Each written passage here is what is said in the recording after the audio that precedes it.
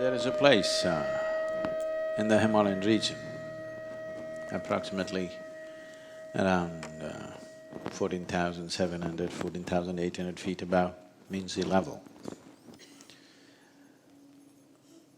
which is known as the Kantisarovar. Kantisarovar means a lake of grace.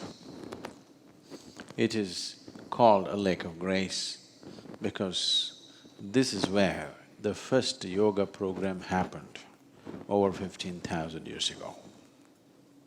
The first yoga program, this was the site, the bank of this Sarovar. There are a whole lot of stories why geographically it happened here, because Adi Yogi was not here earlier, he was elsewhere. It's lots of stories, but I will not go into the stories, okay? So, he happened to be there on the banks of this lake. And this is where, with 7 disciples, he started his first yoga program. This place is very significant. In the whole planet, this place is very significant because it's in this place, for the first time, a human being perceived that if we strive, we can evolve. Adi Yogi, when he spoke about evolution, I know the theory of evolution is 150 years old, you know. Last year was the 200th birth anniversary of Charles Darwin. At the age of 54, he propounded, so it is less than 150 years old. But Adi Yogi spoke about the evolution in a certain way. He said, first, the divine manifested in the form of fish, life underwater. You heard of at least the Indian people, you heard of the 9 avatars? Or avatar means only a Hollywood movie for you. What has happened? 9 manifestations of the divine. The first manifestation in the form of a fish, life underwater. The second manifestation, tell me what's avatars? Matsya avatara and then what? Kurma avatara, which means a turtle, that means an amphibious life. The second manifestation of the divine is amphibious, half in, half out. The third manifestation is Varaha avatara, divine manifested in the form of a boar. Why a boar? Why it's being referred to as a boar, the third manifestation is, among the mammals, which is the basis for the making of a human being later on. Among the mammals, one animal which is most strongly rooted in its body is a pig. You can't kill a pig easily, do you know this?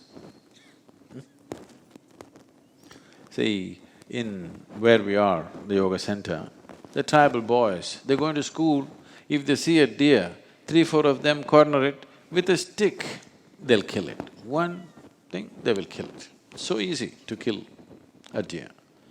But a wild boar is not like that. You break its body, it will not die. It's very, very strongly rooted in its body. So if somebody is very physical, you say, oh, he's like a pig. Yes or no? Because physically, it's a very rooted life. So the next form of the divine is Varaha as a wild boar.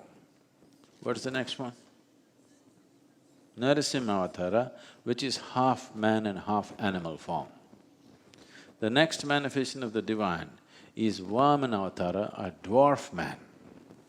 Next one is Parashurama, a full-fledged man but emotionally volatile man. So volatile, he lopped off his own mother's head. Such an angry man. The next one is Rama, a peaceful man. The next one is Krishna, a loving man. Next one is supposed to be the Buddha, a meditative man. The next one is supposed to be a mystical human being. So this need not necessarily mean that one person.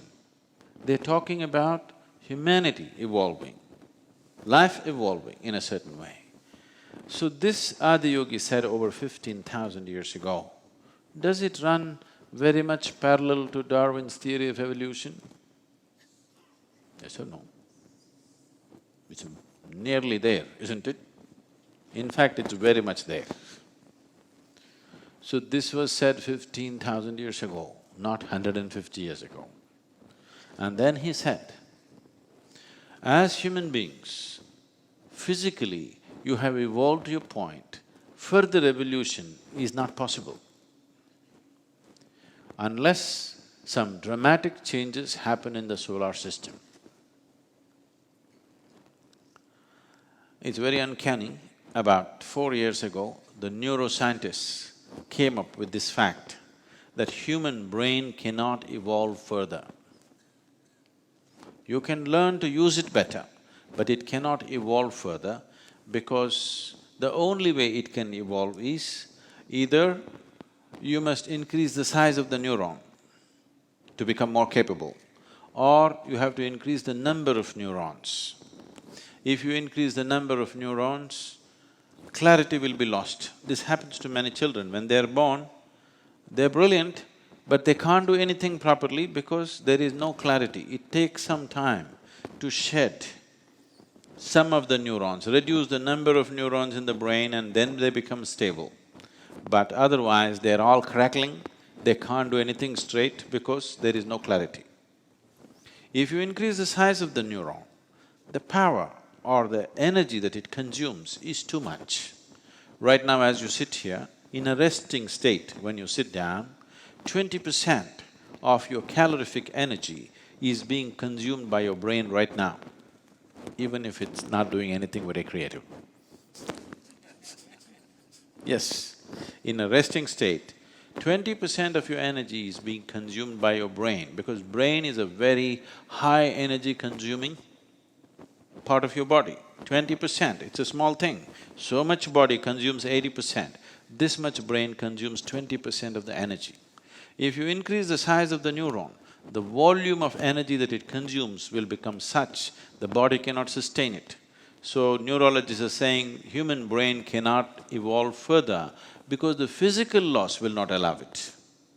The laws of physics will not allow it.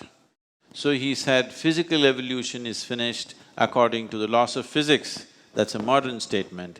Adiyogi said, unless the dynamics of the solar system changes, which means unless the physical laws change on the planet, evolution cannot go further than this. But you can evolve in ways which are not physical, and there is a way to do it. If you strive, you can evolve. This is the most dynamic and creative process for a human being, that the way you are right now, whatever limitations nature has fixed upon you right now is not concrete, is not 100%. If you strive, you can cross these boundaries. So this idea and the possibility of evolution and the technologies to evolve, as to what you can do to evolve, this happened on the banks of this Kantisarovar, about 6 to 8 kilometers above Kedarnath. It's not a touristy place, it's something you have to trek in the snow, otherwise you won't make it.